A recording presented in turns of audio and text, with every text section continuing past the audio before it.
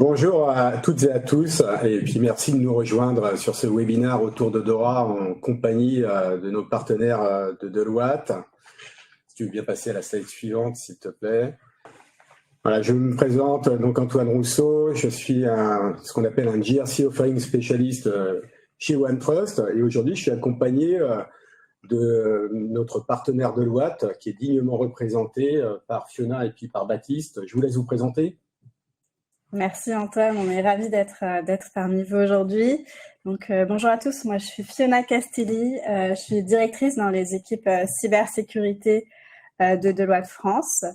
Je travaille notamment sur les sujets de stratégie de sécurité, de protection de la donnée et de conformité au paysage réglementaire du numérique. Et dans mes équipes, j'ai à la fois des experts informatiques et cybersécurité et des experts juristes, parmi lesquels Baptiste, que je vais laisser se présenter. Merci Fiona. Bonjour à tous. Ravi d'être parmi vous pour présenter ce beau sujet qu'est Dora.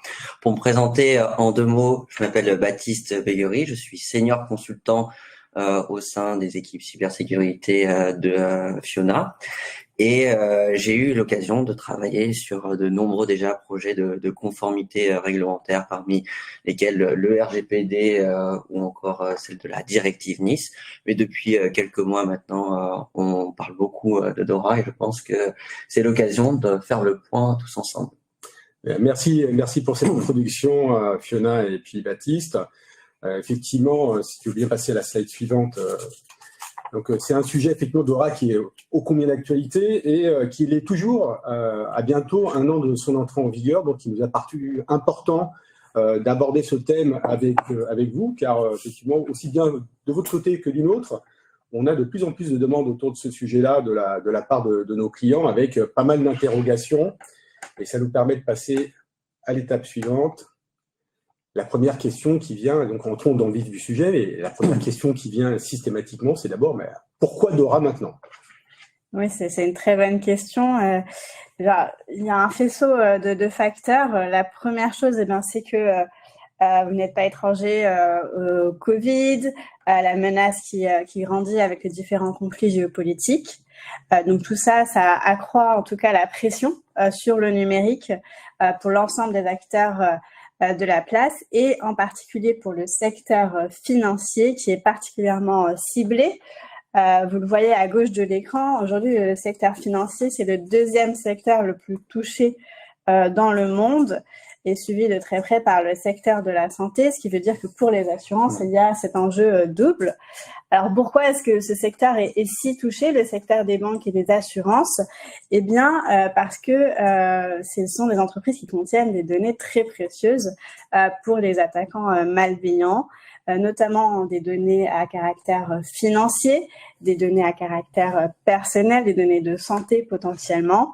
Et ce sont des données qui se revendent très bien sur le marché noir, notamment pour utiliser derrière des mécanismes de fraude. Et donc, tous ces ensembles font que c'est vraiment un secteur qui est particulièrement ciblé et que l'Union européenne a décidé de légiférer sur le sujet. Très bien. Merci beaucoup pour cette précision contextuelle. Si tu veux bien passer à la slide suivante, s'il te plaît. Donc, maintenant qu'on comprend le contexte, abordons plutôt les questions suivantes. Ça va être Dora, c'est quoi? Dora, c'est pour qui? Pourquoi Dora aussi? Et puis enfin, Dora, c'est pour quand? Slide suivante, s'il te plaît. Alors, de belles questions. Donc, Dora, on en entend parler depuis quelques mois, je dirais. En tout cas, ça a été publié au journal officiel de l'Union européenne en fin d'année 2022, donc en décembre 2022. Et c'est entré en vigueur en début de cette année, donc début janvier 2023. Et la mise en application effective sera dans un peu plus d'1 an, au 17 janvier 2025, donc ce qui laisse un délai de 24 mois aux entreprises pour se mettre en conformité.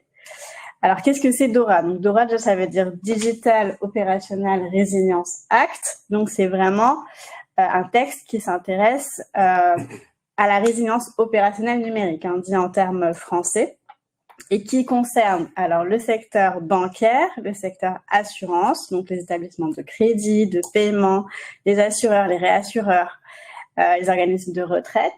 Et également, attention, il y a un point important, ça concerne également leurs prestataires d'information. Donc, c'est pas uniquement les banques assurances, c'est aussi leurs prestataires qu'on appelle communément TIC. Et ce texte, donc DORA, s'inscrit en parallèle d'un autre texte qui s'appelle le NIS 2, qui lui concerne un ensemble beaucoup plus grand de secteurs industriels, etc. Là, vraiment, c'est ce qu'on appelle une lex spécialiste DORA, donc qui concerne uniquement la partie entité financière. L'idée derrière, c'est de venir déjà construire un tronc commun d'exigences de sécurité, d'exigences de mesures de résilience pour l'ensemble des entreprises de la place et donc de renforcer les normes de sécurité derrière. On va derrière améliorer la gestion des risques, la résilience, la posture et la maturité de cybersécurité, mais on va y revenir tout à l'heure. Un point aussi à retenir sur DORA, c'est que, donc, comme je l'ai dit, il y a déjà eu le texte qui a été publié il y a quelques mois. Néanmoins, on attend des normes spécifiques, ce qu'on appelle dans le jargon des RTS et des ITS, qui vont être publiées en 2024, donc au premier trimestre sur la zone de janvier et également sur la zone de juin-juillet. Donc des RTS et des ITS qui vont venir préciser un certain nombre d'aspects du DORA et qui seront importants à prendre en compte dans la mise en conformité des entreprises. Merci pour ces précisions. On voit maintenant effectivement pourquoi, pour qui et pour quand. Maintenant, c'est structuré comment DORA plus particulièrement? Tu peux passer la slide. Merci Antoine. Je pense qu'à ce stade, il est nécessaire de repréciser ensemble le périmètre de DORA avant de se plonger dans le contenu des piliers et les exigences qui sont attachées. D'abord, sur le champ d'application matérielle, comme présenté par Fiona, DORA ne se restreint pas qu'aux entités financières. Le législateur européen ne compte pas protéger simplement que les banques et les assurances, mais également toute la chaîne de prestataires, de sous-traitants informatiques qui vont supporter les entités financières. Donc, il ne faut pas simplement se restreindre aux 8104 entités financières, mais bien en prendre en compte les 15 000 prestataires TIC qui sont attachés. Ensuite, d'un point de vue plus champ d'application territorial, ce qui est intéressant, c'est que DORA ne s'applique que au secteur financier de l'Union européenne. Il n'y a pas de visée, de portée extraterritoriale à ce règlement européen. Et c'est-à-dire, par exemple, que la branche chinoise ou américaine d'une banque française ne se retrouve pas à devoir appliquer le règlement DORA. D'autre part, il n'y a pas de la part d'autres pays de l'Union européenne d'engagement à se conformer au règlement DORA. Aucun autre pays que ceux de l'Union européenne n'ont adopté le règlement DORA. Au contraire, d'autres réglementations cyber comme le RGPD ou des pays comme la Norvège et d'autres pays de l'espace économique européen s'étaient engagés à respecter le RGPD à l'époque. Alors maintenant que le périmètre est bien cadré, je vous propose d'en venir au contenu. Alors, concernant le contenu, comme c'est présenté sur la phrase chapeau, il existe 5 piliers dans DORA. Mais en réalité, nous, aujourd'hui, on va se concentrer sur les 4 premiers chapitres, les 4 premiers piliers de la réglementation, puisque le 5e qui concerne le partage d'informations n'est pas moins intéressant que les autres, mais il ne contient pas de dispositions obligatoires. Concrètement, ça veut dire qu'une assurance ou une banque qui ne souhaite pas partager avec les entités de son secteur des informations sur, par exemple, les cybermenaces la concernant, ne pourra pas voir sa responsabilité engagée par une autorité et ne pourra pas être sanctionné. Alors, maintenant, revenons-en au premier pilier. Il s'agit du... non. Allons peut-être sur le pilier, effectivement, sur le transparent qui présente le pilier. Tu veux bien, s'il te plaît. Merci. Voilà, le premier pilier, donc, quel est-il ? Alors, ce premier pilier, il s'agit du pilier socle de la réglementation, celui qui contient le plus d'articles et le plus d'exigences. Il mêle à la fois des mesures techniques et des mesures organisationnelles qui vont alimenter le cadre de gestion des risques qui est inscrit à l'article 6. Ce cadre de gestion des risques, et j'en parle d'ores et déjà, est particulièrement important parce que on va le retrouver, il va se déverser dans tous les autres piliers que l'on va égrener par la suite. Par exemple, ce cadre de gestion des risques va se retrouver également dans le pilier 4 de gestion des sous-traitants, puisque la stratégie concernant les risques pour les tiers TIC, les prestataires tiers TIC, doit faire partie intégrante de ce cadre de gestion des risques. Bref, on voit que toutes ces exigences qui sont présentées dans le pilier 1 sont interconnectées avec les autres piliers et qu'il est nécessaire non pas d'avoir une approche pilier par pilier, mais une approche transverse, un sujet qu'on va évoquer par la suite, notamment par le biais de Fiona. Ensuite, ce qui est structurant ici, lorsqu'on voit le transparent, la partie gauche, c'est que il existe de nouveaux degrés de responsabilisation et de responsabilité dans DORA, à tous les niveaux des entités, à commencer par celle de la direction, qui doit prendre des décisions claires sur le niveau d'acceptation du risque et savoir si oui ou non on accepte des risques dits résiduels. Avec l'acceptation de ces risques ou non, les responsabilités vont de pair. De plus, on le voit sur la partie défi attendu, il y a aussi de la part de l'organe de direction l'obligation de fixer des ressources humaines, matérielles, budgétaires, comme c'est bien marqué sur la slide, nécessaires pour la conduite du programme DORA. Ensuite, toujours dans cette idée de responsabilisation, là on a parlé de la direction, revenons-en maintenant à un modèle prôné par DORA, celui des 3 lignes de défense. Très rapidement, il s'agit de 3 lignes de défense qui vont structurer le cadre de gestion du risque évoqué précédemment, à commencer par la première ligne qui est formée par les opérationnels. Ces derniers devront mener leurs propres analyses de risque et en fonction mettre en place des mesures de sécurité correctives. C'est très important aussi, en plus de la part des opérationnels, de distinguer les fonctions qui sont dites critiques ou importantes des autres, puisque ces fonctions critiques ou importantes font l'objet d'un cadre spécifique, d'exigences spécifiques dans DORA, et que il y a des obligations spécifiques qui leur sont rattachées. C'est pour ça que la conduite de Business Impact Assessment, comme cela est indiqué dans la partie défi attendu dans le dernier bullet point, est un défi majeur pour la conformité à DORA.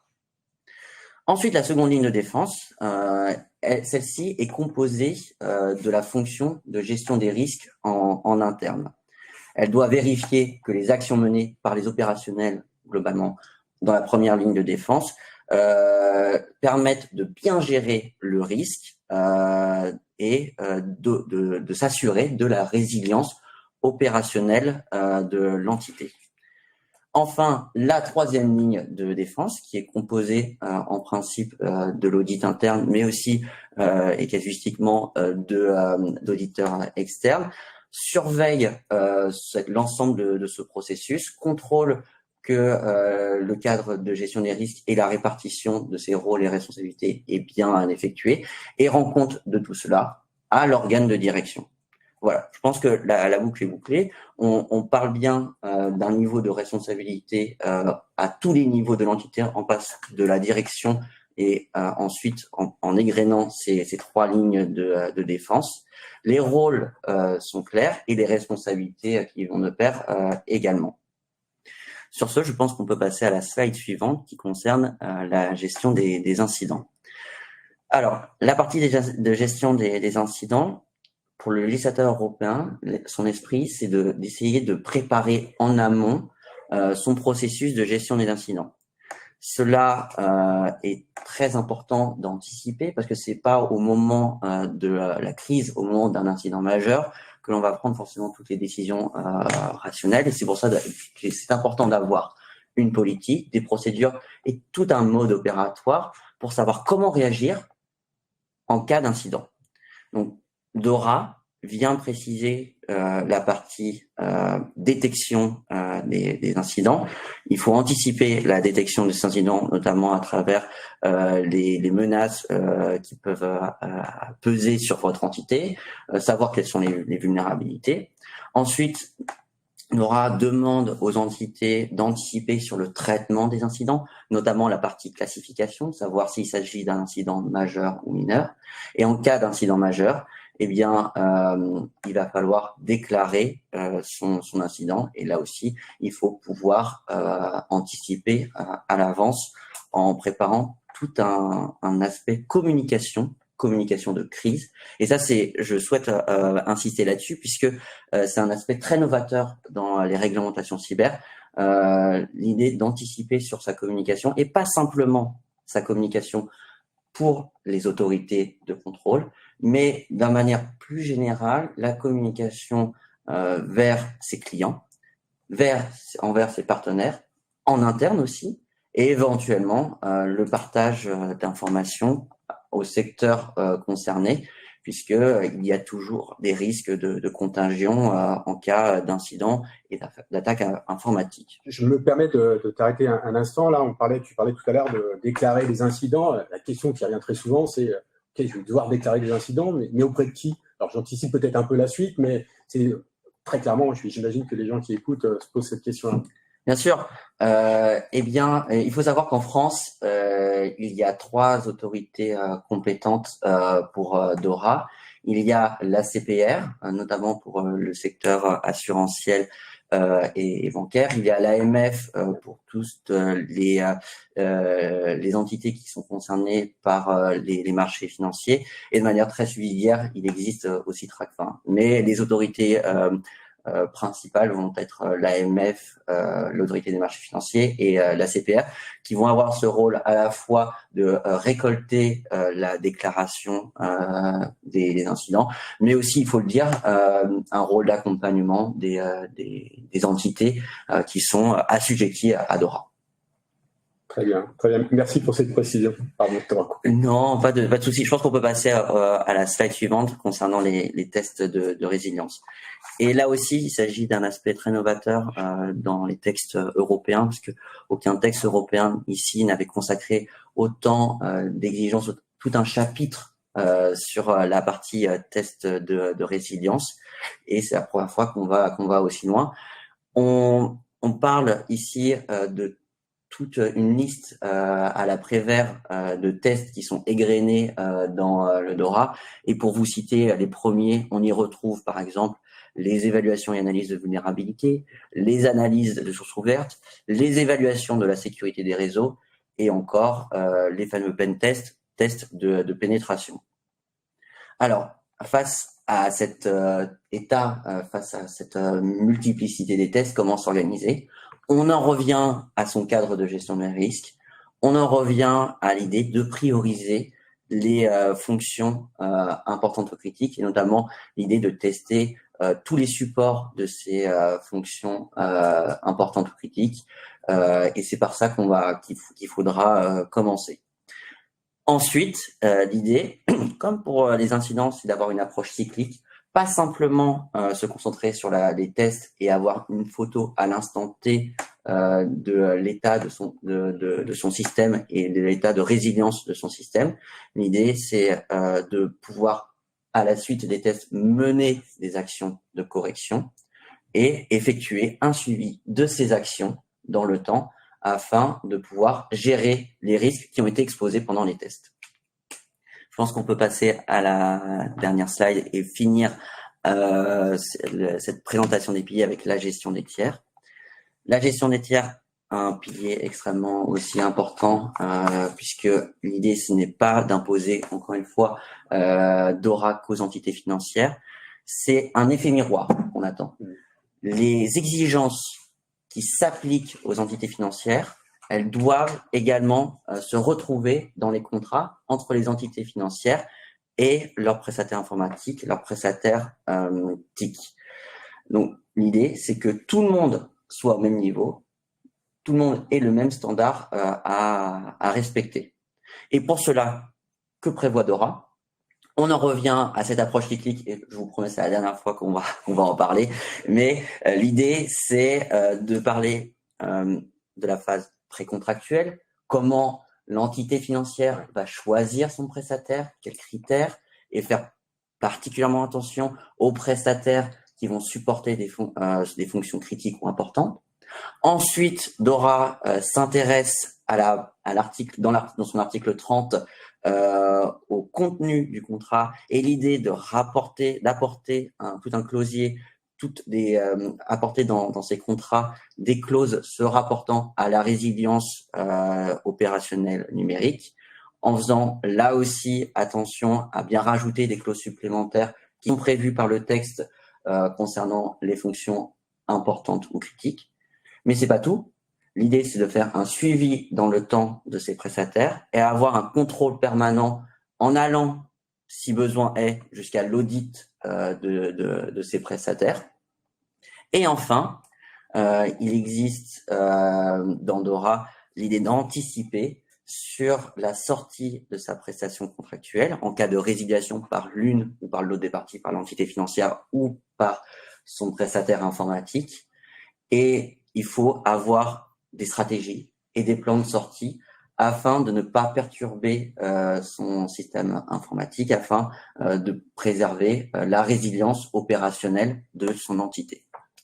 Donc voilà, je pense qu'on a présenté ici excuse-moi, je vais encore te couper. Je suis non, pas de problème. Il me vient une nouvelle question parce que finalement, elle revient assez fréquemment. Là, tu parlais de la partie de la gestion des tiers. Et comme tu disais, il va falloir anticiper contractuellement cet aspect-là. Donc, on comprend pour les, je vais dire prestataires à venir, mais pour les prestataires existants, qu'est-ce que ça va impliquer? Est-ce qu'il va falloir revoir les contrats? Comment ça va se passer? Ça va être une revue contractuelle, on va dire, on vous met ces nouvelles clauses?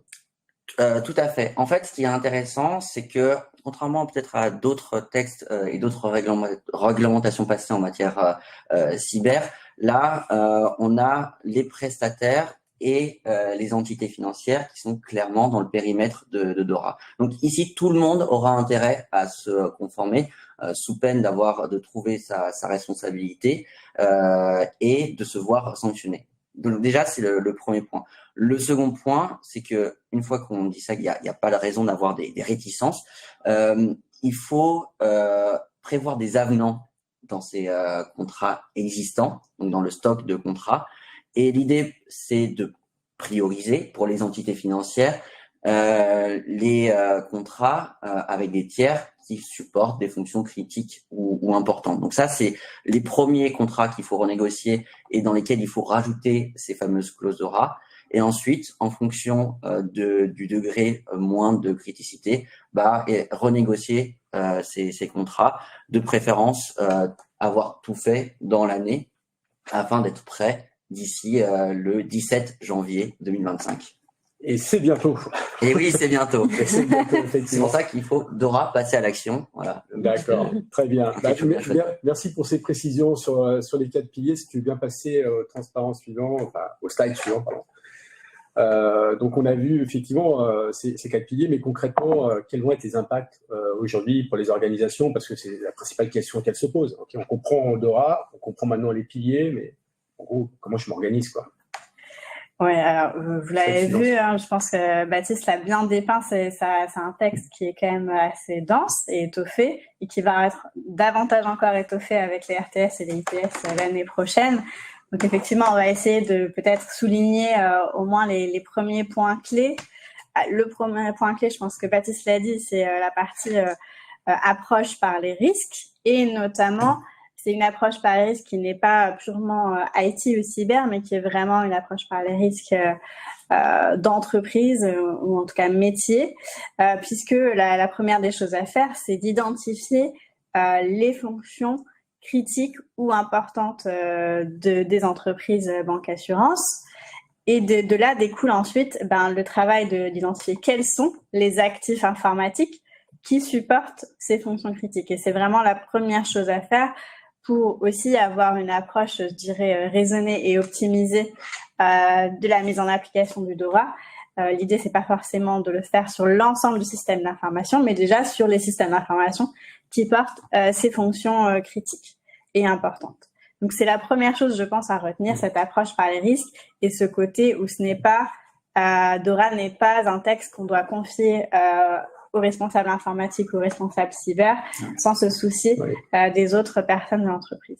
Et justement, il y a vraiment un alignement qui est nécessaire entre les différents organes de l'organisation, notamment les responsables résilience, les responsables risques, les responsables stratégie aussi, puisque dans les futurs développements de l'entreprise, les nouveaux services que l'entreprise va proposer, il faut qu'elle ait inclus finalement le DORA dès la conception et que ce ne soit pas quelque chose qui arrive a posteriori. Je pense qu'à ce stade où on est aujourd'hui, forcément, il y a un effet rattrapage sur l'ensemble du SI qui est déjà présent, mais pour la suite, il faut que ce soit du by design.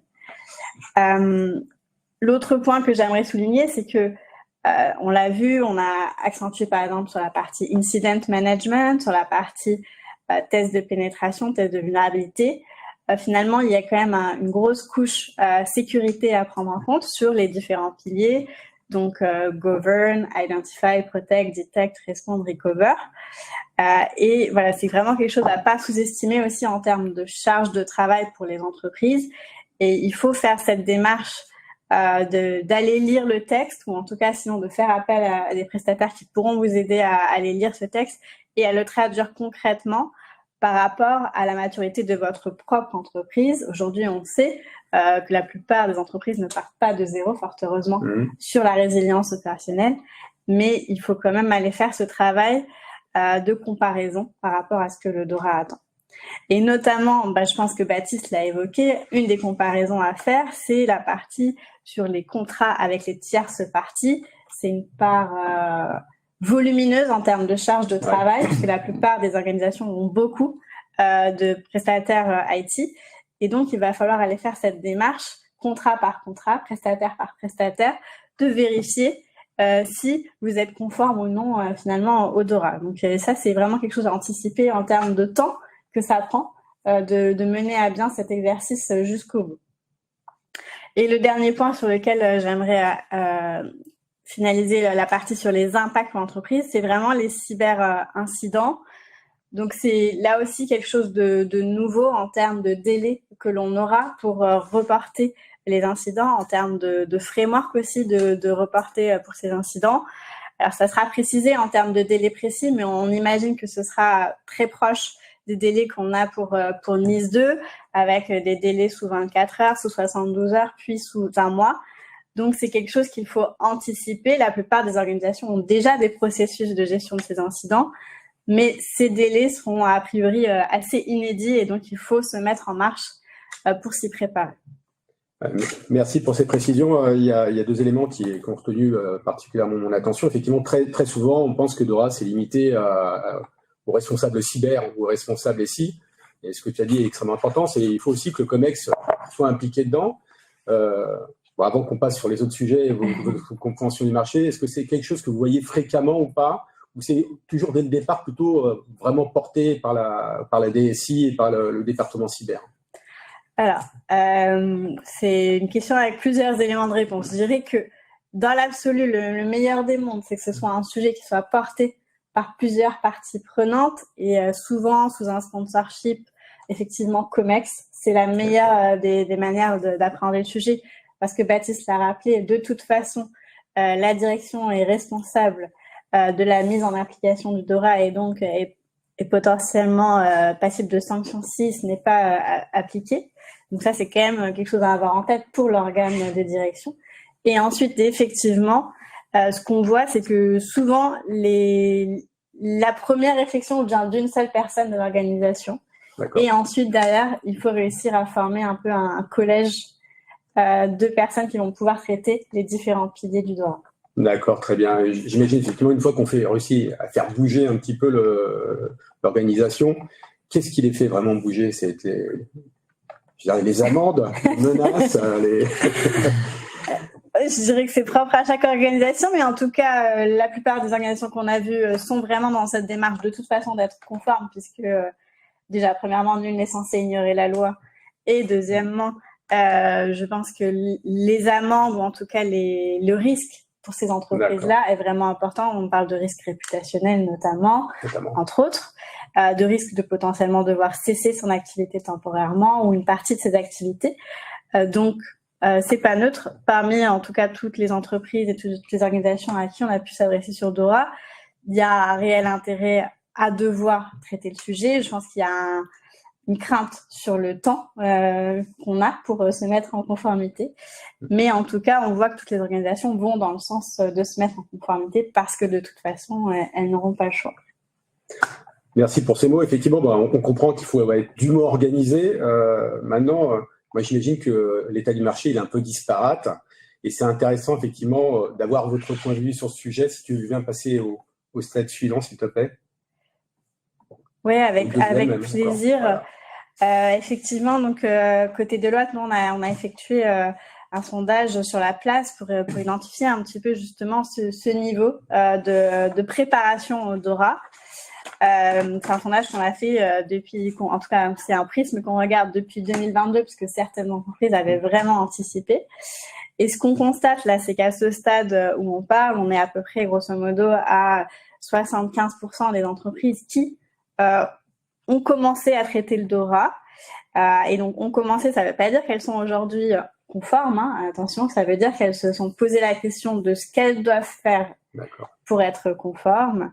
Et à peu près donc, les 25% restants qui sont en train plutôt de reporter ces sujets-là sur 2024, notamment pour des raisons financières ou pour des raisons aussi de priorité de leur feuille de route.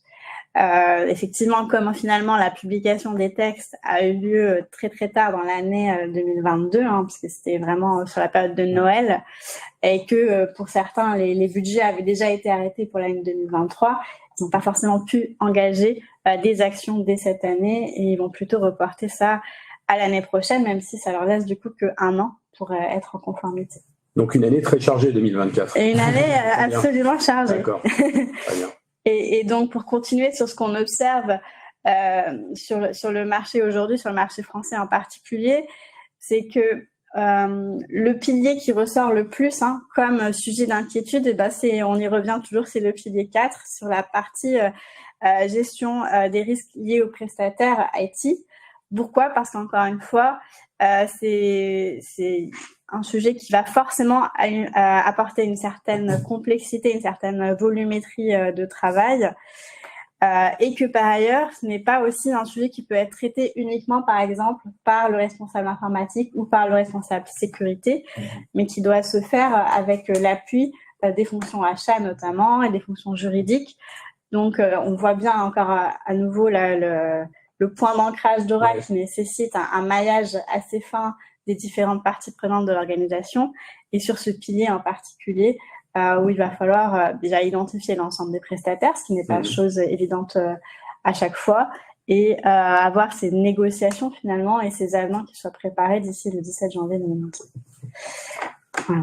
Le dernier point que je peux dire et pour rebondir sur ce qu'on disait tout à l'heure, c'est effectivement les responsables de conformité au Dora aujourd'hui en interne. Donc, vous le voyez à l'écran, effectivement, on voit que souvent, en lead, si je puis dire, ou en tout cas en meneur de cette action, on identifie le RSSI, donc le responsable sécurité du système d'information. Néanmoins, c'est pas le seul. On voit souvent juste derrière le CRO, donc le responsable risque de l'organisation. Et encore une fois, dans les entreprises matures, et je vous encourage vraiment à réfléchir de cette manière-là, le RSSI, le CRO, le DSI et les fonctions achats, donc dans une moindre mesure, travaillent main dans la main sur le Dora et c'est vraiment comme ça qu'ils arrivent à avancer au plus vite pour se mettre en conformité et aussi de la manière, encore une fois, la plus optimisée parce qu'on sait que c'est un challenge de traiter ce sujet-là en plus de tout le reste du quotidien. Ah, très intéressant, effectivement. Donc, une approche collégiale du sujet est absolument indispensable pour commencer à l'aborder de manière plutôt sereine. C'est ça. C'est très intéressant tout ça. Donc, fort de ces enseignements, quelle est, vous, l'approche que vous recommanderiez aujourd'hui à quelqu'un qui dit, bah voilà, je vais m'y mettre en 2024, en 2023, je ne suis pas le budget. Si tu veux bien passer la slide suivante, s'il te plaît, ou 2 slides suivantes. Yes. Donc, l'approche qu'on recommande, alors d'ores et déjà, je pense qu'il faut vraiment, avant de se lancer dans se dire je vais traiter DORA, c'est déjà quelle part de mon organisation, quel périmètre de mon organisation est assujetti à DORA, c'est vraiment important. On a souvent, par exemple, des groupes qui ont plusieurs activités, donc des activités qui ne sont pas directement liées, on va dire, à la banque pure ou à l'assurance pure. Et de ce fait-là, par exemple, si en plus de vos activités, vous avez une branche, je sais pas moi, conciergerie, la branche conciergerie ne sera pas applicable au DORA. C'est plutôt une bonne nouvelle, mais ça fait du bien de se le dire quand même. Et donc, il y a souvent un travail, en tout cas nous on le fait systématiquement, de délimitation parmi l'ensemble de vos activités, de lesquelles sont vraiment sujettes à DORA et lesquelles peuvent y échapper, si je puis dire, ou en tout cas sur lesquelles vous n'aurez pas à vous y conformer à ce stade, en tout cas de DORA. Donc c'est vraiment ce premier travail-là d'identification du périmètre et ensuite d'identification aussi des exigences qui vous sont applicables. C'est pas exactement les mêmes exigences selon la taille de l'entreprise, premièrement, ni selon la nature de l'entreprise. Il y a quelques petites exceptions qui sont indiquées dans le texte. Et de la même manière pour les tierces parties, IT, là aussi, les exigences peuvent différer un petit peu légèrement de celles des banques et des assurances. Donc, c'est important de se poser la question de quelles sont mes exigences et quel est mon périmètre. C'est vraiment la première action. Donc, c'est le niveau 1, si je puis dire. Et après ça, évidemment, eh bien, il faut faire le travail d'analyse d'écart.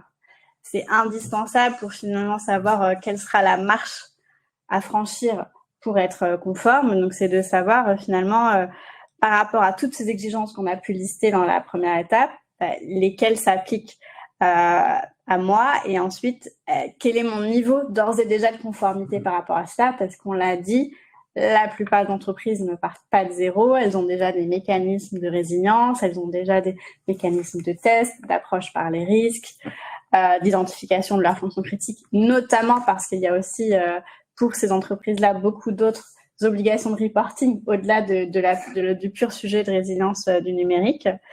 Et donc voilà, l'idée ensuite, c'est de vraiment faire cette analyse d'écart. C'est une phase importante pour derrière, et bien finalement, faire un plan d'action qui sera aussi priorisé, voir quels peuvent être les quick wins.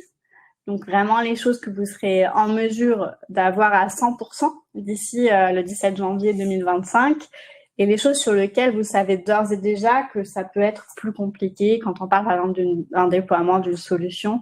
C'est tout de suite potentiellement un peu plus long selon ce que c'est. Et quoi qu'il arrive, en tout cas, c'est important, je pense, pour les régulateurs de voir que l'entreprise a fait le maximum pour être en conformité au 17 janvier 2025 et pour ce qui ne l'est pas en date du 17 janvier, montrer qu'il y a une feuille de route qui est très précise et quels seront les échelons de temps sur lesquels l'entreprise sera 100% conforme. Et la dernière étape, c'est pas la moindre, c'est évidemment la mise en œuvre. Donc aujourd'hui, parmi les clients avec lesquels nous on travaille, on voit qu'il y a certaines déjà entreprises qui sont sur cette étape-là, d'autres qui n'y sont pas encore, qui sont plutôt encore sur les phases d'analyse d'écart, voire de cadrage. Et sur la mise en œuvre, donc c'est un travail généralement de 12 à 18 mois, en moyenne, c'est ce qu'on constate. Et là, c'est important de mettre en place les processus, les procédures, mais aussi l'outillage qui va permettre de pérenniser finalement la conformité au DORA parce que c'est pas un one-shot, c'est important de l'avoir en tête. Il va falloir être conforme au DORA aussi dans 2 ans, dans 3 ans, dans 5 ans, jusqu'à peut-être un DORA V2 en tout cas. Et donc, important d'avoir tout le dispositif englobant qui fait que vous serez toujours conforme au DORA et qu'il n'y aura pas de baisse quelque part du niveau de la conformité d'ici quelques années parce que le régulateur peut-être ne viendra pas vous voir au 17 janvier 2025, mais peut-être en 2026 ou en 2027. Donc voilà, c'est important d'avoir ce point-là en tête. Parfait. Je rebondirai juste après sur la partie processus qui m'intéresse particulièrement parce qu'effectivement, dans l'automatisation du processus, on a un autre mot à dire. Il y a un élément important que tu as mentionné, effectivement, c'est que dans un premier temps, le régulateur va être tolérant par rapport, enfin, c'est ce qu'on imagine aujourd'hui, tout le monde imagine ça, c'est la perception qu'on en a, c'est comme ça que vous voyez aussi les choses. Alors, premièrement, il n'y a pas de position claire du régulateur sur un délai de tolérance ou un délai de grâce potentiel. Donc, on ne peut que essayer de regarder ce qui a pu être fait par le passé sur d'autres réglementations comme le GDPR, par exemple. Mais aujourd'hui, on n'a pas de posture claire du régulateur sur est-ce que le 18 janvier, quelqu'un va toquer à la porte des entreprises ou non.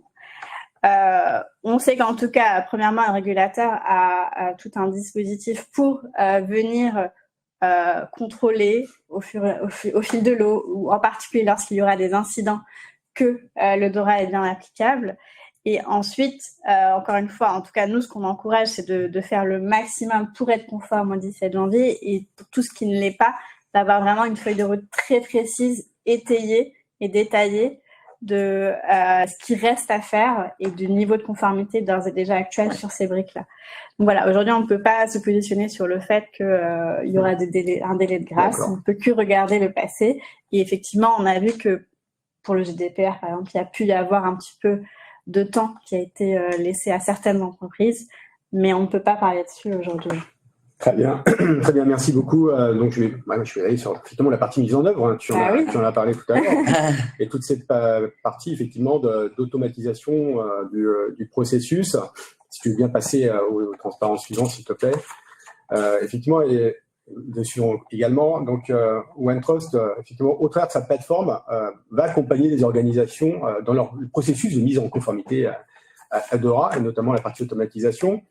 Pour précision, pour ceux qui ne connaissent pas, il s'agit d'une plateforme qui est web-based et role-based, avec un référentiel centralisé qui dispose non seulement de nombreux modules autour de la protection des données personnelles, aussi de la GRC, de l'éthique de la conformité, et puis aussi de la partie RSE. Et dans le cadre de la mise en conformité avec DORA, on va accompagner nos clients aussi en proposant un élément qui a fait notre force, à savoir des contenus réglementaires sur étagère, tels que des registres de risque et de contrôle, des templates de questionnaires, on parlait notamment de la partie gestion des tiers, et on peut le voir ici sur le transparent. Notamment, on va accompagner sur l'automatisation du processus côté supervision et contrôle interne et entité financière avec le module gestion des risques IT.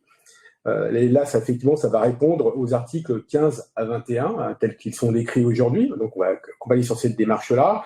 Et sur toute la partie aussi automatisation du processus de contrôle des gestion des risques tiers, on va intervenir sur les articles 25 à 29 et aussi sur la partie gestion des risques liés aux prestataires informatiques critiques, notamment avec un module qui, chez nous, assistera sur ces démarches-là. Bien entendu, alors, les équipes de Deloitte et les équipes de OneTrust se tiennent à votre disposition après pour discuter de ces processus, aussi bien sur la préparation que sur le processus d'automatisation de mise en conformité avec DORA. Ça m'amène maintenant, alors on est presque vers la fin et je vois qu'il y avait déjà des questions au fil de l'eau et puis on en voit aussi arriver. Et j'en avais déjà une aussi avant d'arriver parce que j'ai des clients qui me posaient pas mal de questions sur la partie, les 4 piliers, notamment la partie gestion des tiers. Et tu l'as dit tout à l'heure, c'est le pilier qui est le plus dur, enfin, qui est a priori le plus difficile à mettre en œuvre. Mais c'est quoi la bonne stratégie à adopter quand on veut mettre en œuvre ce pilier-là et notamment sur la partie renégociation avec les prestataires TIC. Qu'est-ce qu'il faut, voilà, quelles seraient les bonnes pratiques selon vous, comme vous le voyez aujourd'hui, quoi.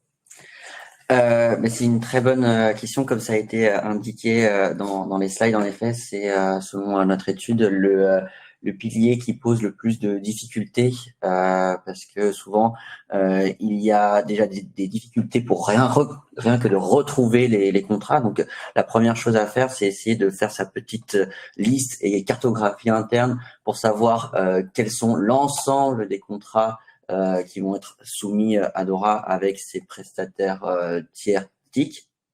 Ça, c'est la première chose. Et en fonction de cette liste, derrière, il va falloir prioriser ces relations, notamment voir celles qui sont celles qui concernent des relations contractuelles et des tiers qui supportent les fonctions critiques ou importantes de l'entité financière et renégocier en priorité ces contrats.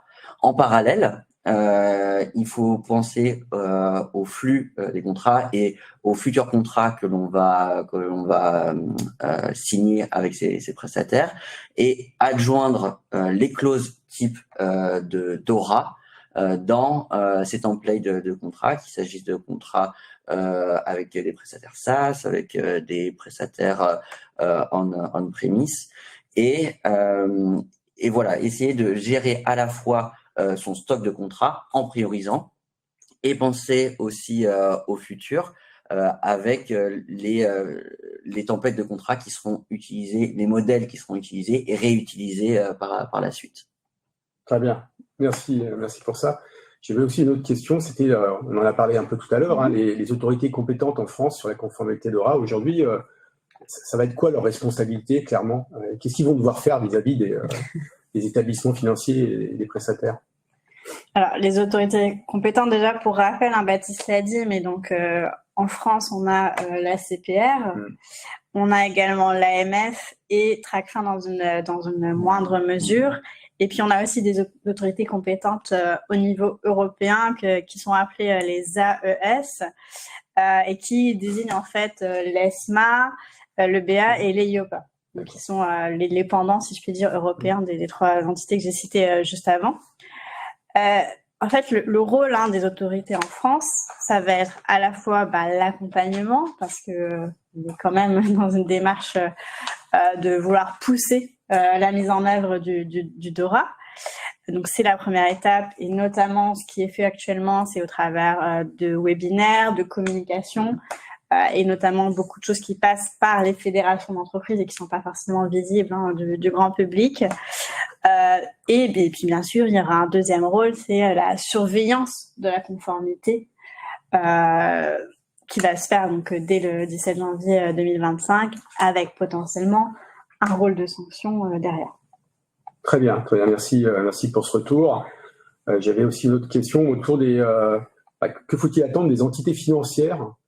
Est-ce qu'il faut attendre une conformité à 100% dès janvier 2025? Je crois que j'ai déjà en partie la réponse. Oui, alors bon, on a déjà un peu évoqué le point tout à l'heure. Je dirais encore une fois pour répéter, aujourd'hui, il faut prendre la date du 17 janvier 2025 comme la date à laquelle il faut être conforme. Il n'y a pas eu de position, en tout cas en France, comme quoi il y aurait un délai complémentaire qui serait accordé aux entreprises. Donc, c'est cette date qui fait foi.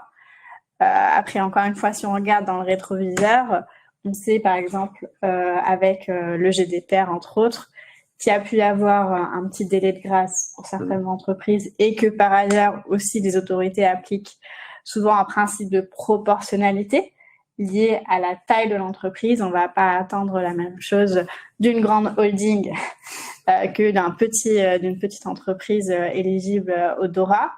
Mais voilà, aujourd'hui, le 17 janvier 2025 doit rester la date qui fait foi, parce qu'encore une fois, c'est la date communiquée. Et donc voilà, il faut se mettre en conformité, il faut passer à l'action dès aujourd'hui et pas attendre trop longtemps parce que le temps court. Si je peux me permettre juste de compléter la réponse de Fiona, ce principe de proportionnalité, c'est vrai que on se doute qu'il va être appliqué dans les attentes du régulateur vis-à-vis des entités assujetties à DORA, mais c'est même un principe qui est inscrit dans le DORA. Et on voit que toutes les entités ne sont pas soumises au même degré d'exigence dans le DORA et que il existe pour les micro-entreprises, donc les entités de moins de 10 salariés et dont le bilan annuel ne dépasse pas 2 millions, des exceptions, des exemptions sur des exigences qui seraient très coûteuses pour elles à mettre en œuvre et qu'elles ne sont pas du coup obligées de suivre. Donc c'est à la fois dans les attentes du régulateur, comme l'a très bien dit Fiona, mais c'est même inscrit dans le marbre du texte. Ouais, très intéressant cette notion de proportionnalité, et d'ailleurs ça me fait rebondir sur le sujet. Maintenant, ça sera quoi effectivement les sanctions selon DORA? Est-ce qu'on sait dire aujourd'hui, parce que c'est principalement ce qui fait aujourd'hui des débats chez nos clients et qui est sujet à questionnement? Alors, je vais prendre en partie et Baptiste, je te laisserai compléter. Donc, comme je l'ai dit déjà, donc les organismes les autorités compétentes ont la capacité d'aller surveiller, d'aller enquêter et la capacité de sanction. C'est vraiment important d'avoir ces 3 éléments en tête. En termes de sanctions aujourd'hui, ce qu'on identifie, c'est des sanctions à la fois du point de vue potentiellement pécunier et à la fois des sanctions du point de vue de la capacité à continuer à exercer finalement le métier d'entreprise.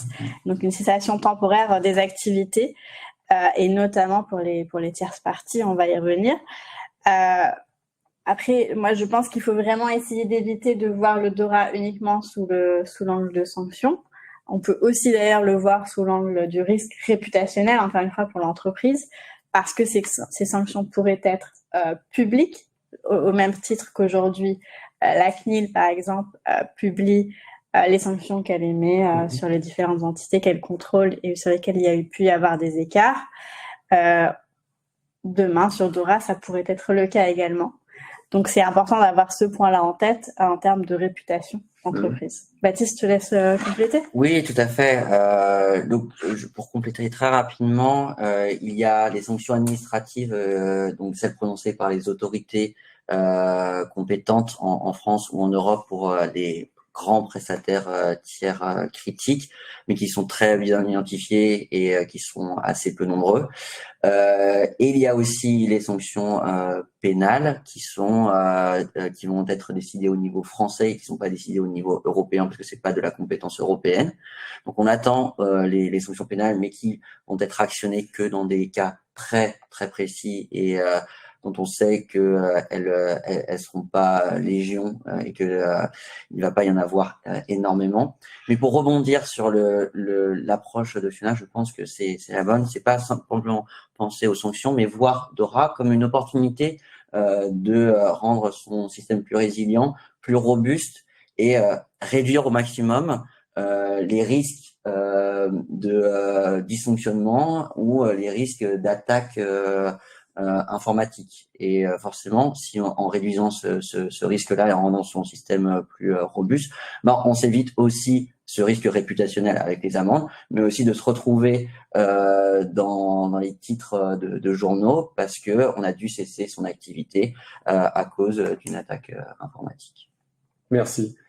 Riyad, peut-être je ne vois pas très bien les questions qui apparaissent à l'écran, si tu peux nous en partager d'autres peut-être. Est-ce que vous les lisez? Moi, j'y arrive pas honnêtement.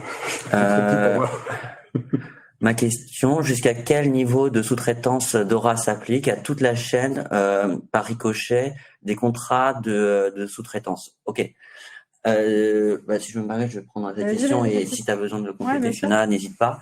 Mais c'est une très bonne question parce que, en effet, DORA parle dans son champ d'application des prestataires et des entités financières, mais elle ne concerne pas très directement les sous-traitants de niveau 2, de niveau 3, de niveau 4, etc., etc. Ce que dit DORA, c'est que au moment de choisir son prestataire et encore plus particulièrement des prestataires supportant des fonctions critiques ou importantes, la complexité des chaînes de sous-traitance est un critère de mise de sélection et un critère de choix. C'est-à-dire que si on voit qu'il existe un prestataire informatique qui fait lui-même appel à toute une chaîne qui est très difficile à les contrôler parce que localisée en dehors de l'Union européenne, parce que lui-même a subi peut-être des attaques informatiques. Bon, pour tout un tas de raisons, c'est un critère de choix, cette complexité de la chaîne de sous-traitance pour dire je vais préférer un tel prestataire plutôt qu'un autre. Donc directement, ils ne sont pas concernés, les prestataires informatiques, mais dans la pratique, ils le sont parce que derrière, ça va être des critères de choix pour les entités financières et finalement aussi pour les prestataires lorsque eux-mêmes vont faire appel à des prestataires de deuxième ou troisième rang. Très bien. C'est toujours pareil, c'est mes yeux, donc vous voulez être mes yeux ici. Une question. Quels incidents devront être notifiés? Le terme est vague. Alors, sur les incidents aujourd'hui, oui, effectivement, on n'est pas forcément entré dans le détail de la qualification du mot incident, mais aujourd'hui, ce qui est évoqué dans le texte à ce stade, ce sont à la fois les incidents de cybersécurité et également les incidents, si je puis dire, IT opérationnels. Ce qu'on sait néanmoins, j'aimerais apporter quand même une petite précision par rapport à ça, c'est que comme je disais tout à l'heure, les RTS et ITS vont venir préciser justement ces termes-là l'année prochaine, parce que ça a fait beaucoup d'allers-retours typiquement entre les fédérations d'entreprises et le législateur, pour vraiment être sûr du cadre que l'on entend derrière le mot incident, parce que les implications derrière ne sont pas du tout les mêmes. Doit-on vraiment reporter, par exemple, à ses clients un incident, que je puis dire, IT sur une fonction critique?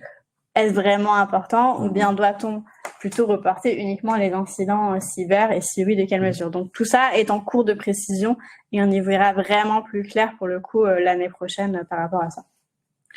Et si je peux me permettre de rebondir très rapidement sur la question et la réponse, c'est que en effet, il peut y avoir, pour ceux qui vont découvrir le texte DORA, des termes un peu vagues et qui paraissent imprécis, parce que le texte a vocation à s'appliquer à toutes les entités financières, à tout le secteur financier de l'Union européenne. Donc, n'hésitez pas à regarder les définitions de l'article 3, mais surtout, on vous encourage à bien regarder les publications des autorités européennes qui ont été citées par Fiona, l'EBA, l'EIOPA et l'ESMA pour les marchés financiers. Et au niveau aussi européen, les communications qui pourront être faites et qui apportent de nombreuses précisions et qui vont apporter des précisions sur la qualification des incidents, ce qui va rentrer dans la définition même d'un incident, etc., etc. Donc, on peut que vous encourager à faire une veille sur ces sujets afin d'avoir de plus amples informations que le simple texte. Merci. Parfait. Autre question peut-être, si on est encore dans le timing. Quels sont les chevauchements avec les différentes exigences européennes et internationales? Plus globalement, y a-t-il des études et des mesures d'optimisation des ressources pour une conformité correcte? On parle peut-être aussi de l'overlapping avec NIS 2, des réglementations qui sont un peu similaires aussi, enfin, Ouais. sur lesquelles effectivement il y a pas mal de points d'achoppement ou de recouvrement. Ça dépend comment on le dit. Vas-y, si tu veux, comme tu veux. Il y a assez peu de textes à notre connaissance qui vont parler de résilience opérationnelle d'un point de vue international. En effet, le point ici, c'est plus la conciliation entre NIS 2, comme tu l'as fait remarquer Antoine, et DORA. Fiona l'a bien dit, DORA est une lex spécialiste, c'est une loi spéciale, et la loi spéciale prévaut sur la loi plus générale, en l'occurrence NIS 2. Donc, lorsque vous vous dites est-ce que je dois plutôt appliquer DORA ou NIS 2 si je suis bien dans le périmètre des deux réglementations, il faudra privilégier plutôt en principe DORA. Et ensuite, j'avais oublié la seconde partie de la question, mais je crois que c'était ah oui, et les standards peut-être de niveau. Les standards qui sont utilisés, nous aussi, on vous recommande aussi de suivre les standards ISO 27000X, donc ISO 27001, ISO 27002, qui évoquent pour la 27001 un cadre de management de la sécurité de l'information qui peut vous aider pour ce cadre de gestion des risques dont on a parlé, et pour la 27002 plus des mesures de sécurité pratiques, donc des mesures de sécurité notamment juridiques, des mesures de sécurité techniques et des mesures de sécurité opérationnelle qui vont vous aider et qui viennent dans la définition des bonnes mesures et des mesures qui sont attendues au niveau de l'état de l'art. Voilà. Parfait. Et je crois que justement ça couvre cette question sur la certification ISO 27001. Ouais, petite dernière question, parce que je vois qu'on arrive au bout du webinaire. En ce qui concerne DORA et les prestataires cloud, je m'interroge sur le modèle de responsabilité partagée. Existe-t-il des labels SOC et d'autres certifications qui offriraient des garanties à cet égard? Alors, pour ce qui est des prestataires cloud, par exemple, ou d'ailleurs de l'ensemble de la chaîne des prestataires, aujourd'hui, il n'y a pas de label qui puisse déterminer qu'une entreprise est conforme au DORA. On sait que c'est potentiellement une évolution possible du DORA de justement avoir ces labels dans le futur, mais en tout cas, sur les 2 prochaines années, ça ne sera pas là. Donc, il ne faut pas s'y fier. Et donc, encore une fois, effectivement, les prestataires de services informatique qui sont prestataires de services des banques et des assurances doivent être conformes au DORA. Je le rappelle pour que ce soit bien clair, parce que j'ai vu une question à ce sujet-là.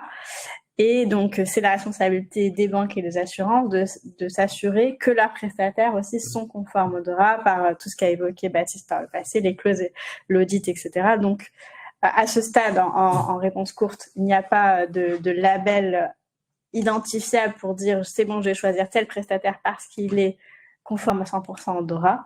On peut s'attendre à ce que ce soit une évolution dans le futur. Écoutez, merci beaucoup. Je crois qu'on est arrivé au bout du webinaire. Il nous reste à vous remercier, à remercier tous les participants d'avoir participé à cet échange. Et puis les équipes de Deloitte et de OneTrust, bien sûr, se tiennent à leur disposition, à votre disposition pour répondre à toutes questions que vous pourriez avoir. Ça sera avec grand plaisir. Merci bien. Merci beaucoup. Merci.